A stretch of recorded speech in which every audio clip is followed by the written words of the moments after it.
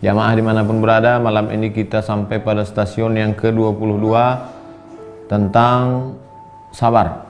Berdasarkan firman Allah surat An-Nahl 127, A'udzubillahi minasyaitonirrajim. Wasbir, bersabarlah. Wa ma sabruka illa billah. Tidak ada sabar, tidak satu pun orang mampu bersabar, dan engkau pun tidak bisa bersabar illa billah, kecuali hanya karena dengan pertolongan Allah Subhanahu wa ta'ala. Sabar kita itu pun bukan karena kita, bukan dari diri kita, tapi karena rahmat Allah, pertolongan Allah Subhanahu wa ta'ala. Qala Rasulullah sallallahu alaihi wasallam, Rasulullah bersabda, "Inna sabra 'inda sadmatil ula." Sesungguhnya sabar itu pada pukulan yang pertama. Ada seorang perempuan, anaknya meninggal dunia. Lalu kemudian dia menangis di samping kubur makam anaknya. Datang Nabi SAW menyuruh dia sabar. Sabarlah. Lalu kemudian perempuan itu marah. Ilaika anni, pergilah engkau dariku. Innaka lam tusab bi musibati. Engkau menyuruh aku sabar karena engkau tidak menerima musibah seperti yang sedang aku alami. Dia tidak kenal dengan Nabi. Lalu kemudian beberapa hari setelah itu orang memberitahu, itu yang kau usir, yang kau marahi kemarin, yang menyuruh engkau sabar itu adalah Nabi. Lalu dia pun datang lagi kepada menjumpai Rasulullah SAW. Ya Rasulullah, maafkan aku kemarin tidak tahan, tapi sekarang alhamdulillah sudah mulai berkurang. Lalu apa kata Nabi? Inna sabra 'inda sadmatil ula. Sesungguhnya sabar itu pada pukulan yang pertama. Jadi kalau kita mampu pada pukulan yang pertama, di saat baru dapat berita itu kita bisa sabar, nah itu baru luar biasa. Kalau sudah 2-3 hari, sebulan, setahun, memang dia akan seiring dengan waktu, sabar itu akan menguat. Tapi kalau mau melihat kekuatan iman orang pada pukulan yang pertama. Suatu ketika saat Abdullah ibnu Abbas radhiyallahu anhuma naik kendaraan, naik ontanya dalam satu perjalanan, tiba-tiba terlihat di belakangnya ada debu naik ke atas. Kalau debu naik ke atas artinya ada orang sedang naik kuda, kencang mengejar Abdullah bin Abbas. Begitu dia sampai menemui Abdullah bin Abbas, dia sampaikan, "Wahai Abdullah bin Abbas, ya ada apa? Saudara kandungmu meninggal dalam perang, syahid, jihad fisabilillah." Abdullah bin Abbas langsung turun dari untanya, mengambil wudhu dan langsung sholat. Sholat apa itu?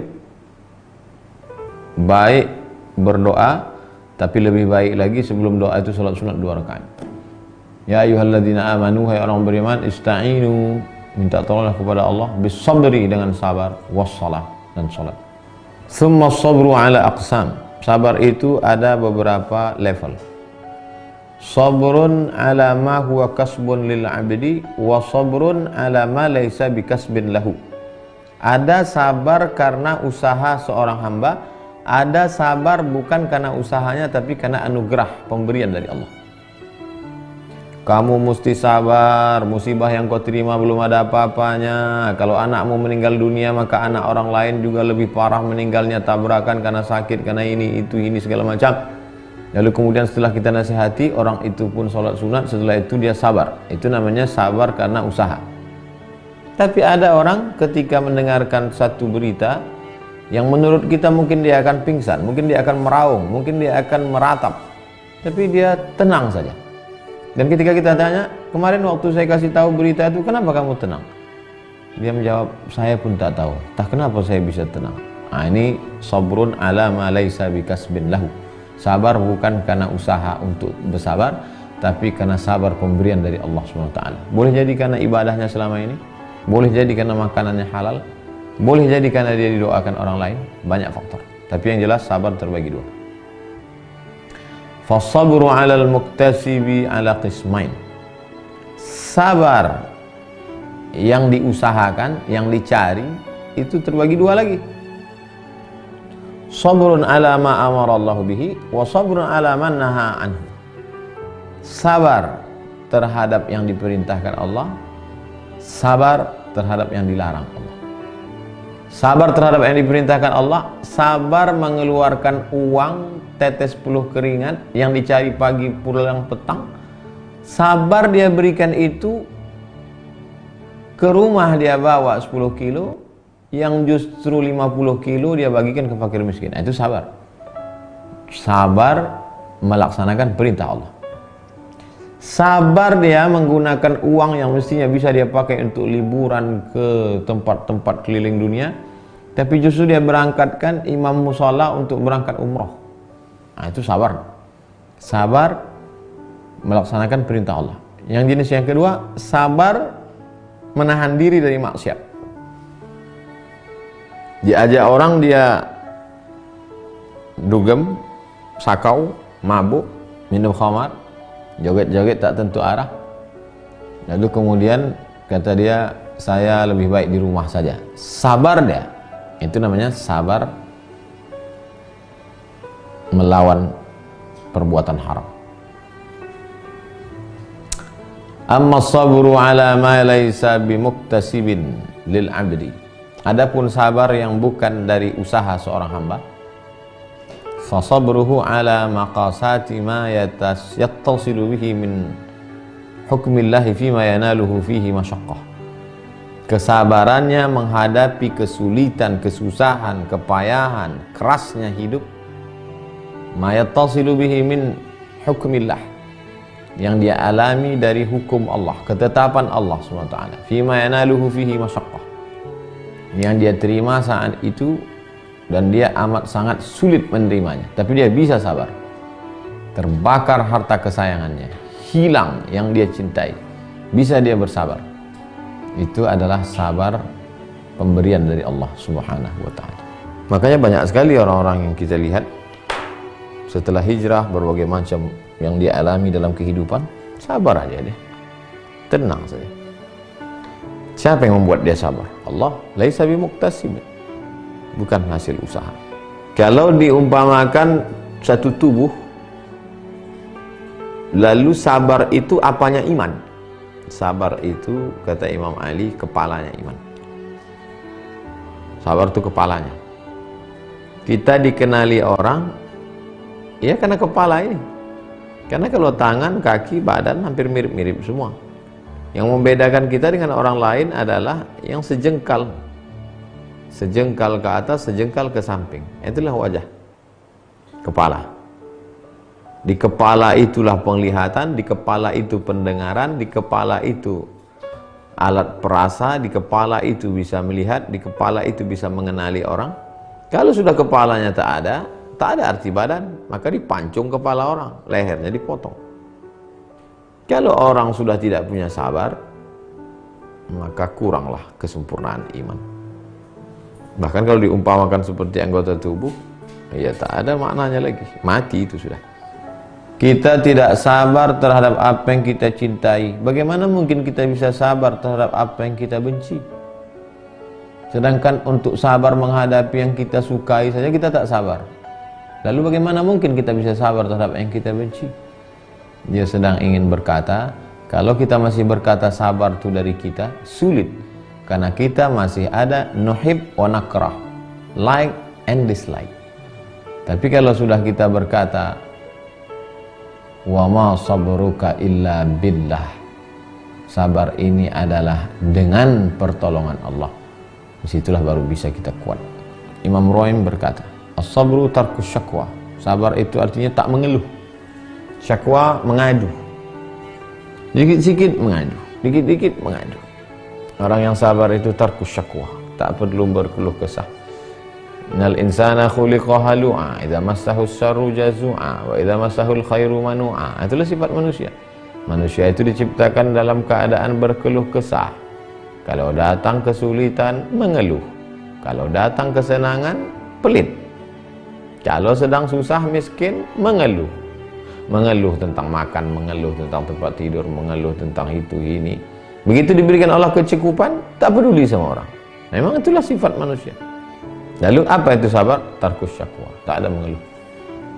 Qala Dhunnun, Imam Dhunnun berkata, as-sabru, arti sabar, isti'anah billah, minta tolong hanya dengan Allah. Itulah sabar.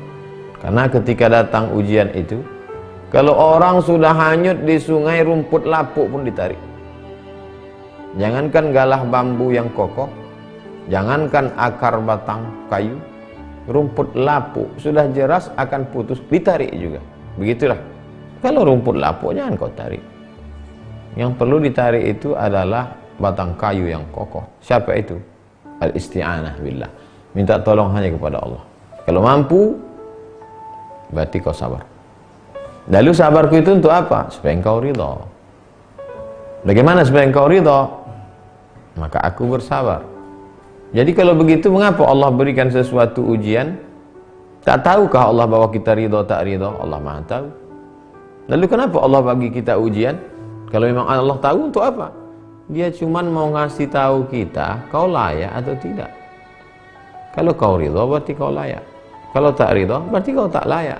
Kalau tak layak, maka jangan mengeluh kalau tak dapat. Karena dirimu sendiri pun sudah sadar bahwa kau tidak layak untuk itu. Ketika engkau sedang berada pada ribat, istiqamah dalam ibadah, istiqamah dalam sabar. Madunallahi ta'ala a'da'uka, selain dari Allah adalah musuhmu. Orang kalau sudah mau perang, selain dari tujuan ini musuh. Fa ahsin murabatah, maka perbaikilah ribatmu. Perbaiki hubunganmu dengan Allah, maka Allah akan perbaiki keadaan. Tameng kita untuk menghadapi segala sesuatu hidup ini adalah sabar. Lalu ternyata sabar yang ada untuk kita pakai itu pun tak cukup. Untuk menghadapi tombak anak panah, kita gunakan baju besi. Baju besi ini namanya sabar. Tapi ketika berhadapan, saking banyaknya, tak cukup dia. Maka sabar kehilangan yang dua ini, itu sabar di atas sabar. Pertama, sabar menghadapi tombak. Siapkan sabar. Yang kedua, saking banyaknya jebol juga pertahanan ini, ada sabar ketiga. Sabru ala sabr. Sabar di atas sabar. Kama qila sabirus sabri fastaghatha bihi sabr. Sabar di atas sabar, masih minta lagi dia sabar. Fasahal muhibbu bi sabri sabran. Orang yang pencinta, cinta kepada Allah, dia tetap juga minta kepada sabar. Jadi kalau ada ungkapan sabar itu ada batasnya, tak ada. Habis sabar satu, muncul sabar dua. Habis sabar dua, minta sabar tiga. Sampai kapan? Sampai akhirnya kita mati menghadap Allah SWT. Orang bisa menanggung segala beban hidup ini kenapa? Karena Allah. Itulah makna firman Allah, wasbir li hukmi rabbika. Sabarlah engkau menerima segala ketentuan takdir Tuhanmu. Fa innaka bi a'yunina. Karena engkau berada dalam pandangan kuasa kudrat iradat kami. Tur 48. Wa qala ba'duhum, ada riwayat, kuntu bi Makkah, aku sedang berada di kota Makkah. Fara'aitu faqiran tawafa bil bait. Kulihat ada seorang fakir tawaf di samping Baitullah. Wa akhraja min jaybihi riq'ah. Dikeluarkannya satu kertas tulisan dari kantongnya. Wa nazara fiha, dia baca. Wa marra, dia lewat. Falamma kana bil ghad, esok hari dia tawaf lagi, dia keluarkan kertas, dia baca. Sama seperti itu. Fataraqabtuhu ayyaman, kuperhatikan dia berhari-hari melakukan itu. Wa huwa yaf'alu mithla dzalik. Tiap hari begitu. Tawaf.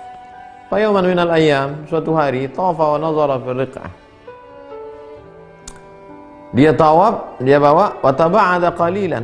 Lalu kemudian agak menjauh sedikit, saqata maitan, mati, jatuh, meninggal. Fa akhrajtu ar-riq'ata min jaybihi. Ku keluarkan tulisan yang biasa dia baca itu dari kantongnya.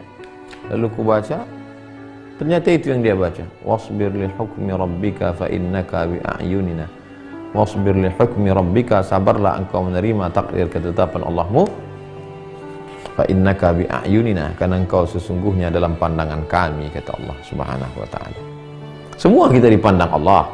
Lalu kenapa orang sabar itu dipandang Allah? Dipandang Allah dengan pandangan khusus. Semua kita ini bersama dengan Allah. Mengapa orang yang sabar itu disebut innallaha ma'as sabirin? Allah membersamai dia dengan kebersamaan yang khusus. Kalau Allah sayang kepada kita, pasti dia lihat kita. Apa tanda dia lihat kita? Dia kasih kita ujian. Kalau Allah sedang menguji kita, berarti dia sayang kepada kita. Bi'ayunina, dia pandang kita dengan pandangan kasih sayang. Allah berfirman dalam kisah Ayub, inna wajadnahu sabira Kami dapati Ayub itu dalam keadaan sabar. Ni'mal abdu, dialah hamba paling baik. Innahu awwab, dia kembali ke jalan Allah. Ma'akbar anhu, padahal dia ada juga mengeluh, tapi mengeluhnya tidak melampau. Ada Nabi Ayub itu mengeluh? Ada, sekedar ngasih tahu, anni masaniyad dur, aku kena sesuatu yang tak menyenangkan.